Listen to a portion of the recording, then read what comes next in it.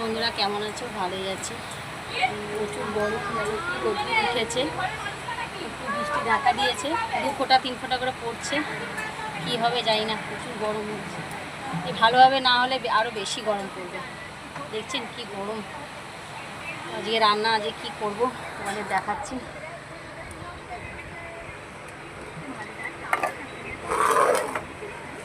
এই পমফ্রেট মাছ এনেছি, পমফ্রেট মাছ, আর এই যে বেগুন, এই আলু বেগুন দিয়ে করব।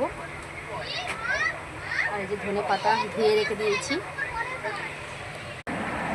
এই যে হয়ে গেল বৃষ্টি, আরও যেন বেশি গরম পড়বে। এই যে আমার রান্না বসিয়ে দিয়েছি, কড়াইতে ফোড়ন বসিয়ে দিয়েছি, ডাল ফোড়ন দেবো। আর এই যে সব কেটে কেটে নিয়ে চলে এসেছি। আর এই যে মাছ ফাছ ধুয়ে নিয়েছি,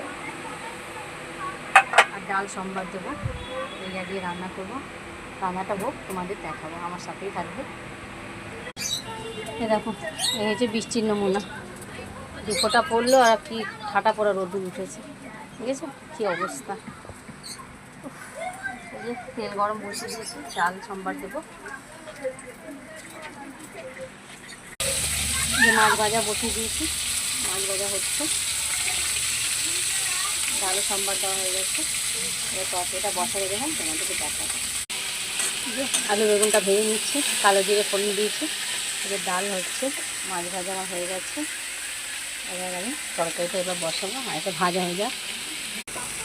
তো বন্ধুরা, মশলাটা কষে গেছে, এবার আমি জল দিয়ে দেবো। অল্প একটু জল দিয়ে দিলাম, খালি বেগুনটা আলুটা হালকা সিদ্ধ হবে, তারপর মাছগুলোকে দিয়ে দেবো। মাছ পড়বে, এখন ধনে পাতা পড়বে, এখন একটু জাল দিতে দেবো, তারপর তোমাদের পুরোটা দেখাবো। দেখবো এবার কেমন তরকারিটা হয়েছে।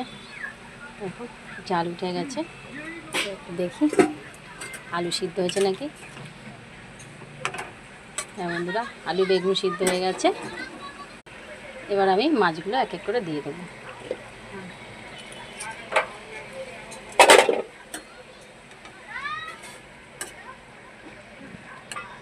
মাছগুলো এখন দিয়ে দিয়েছি, একটু ফুটতে দেবো, ফুটলে ধনে পাতা দিয়ে নামিয়ে দেবো।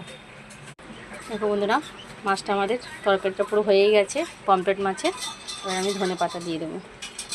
ধনে পাতা দিয়ে দেবো। আজকে গরমে এই হালকা রান্না করেছি, ডাল, পেঁয়াজের ডাল, আর হয়েছে পমফ্রেট মাছ বেগুন দিয়ে কালো জিরে ফোড়ন দিয়ে রান্না। এই রান্নাটা আমার কেমন লাগলে বন্ধুরা কমেন্ট করে জানাবে, আর দেখতে হলে আমার পাশে থাকবে।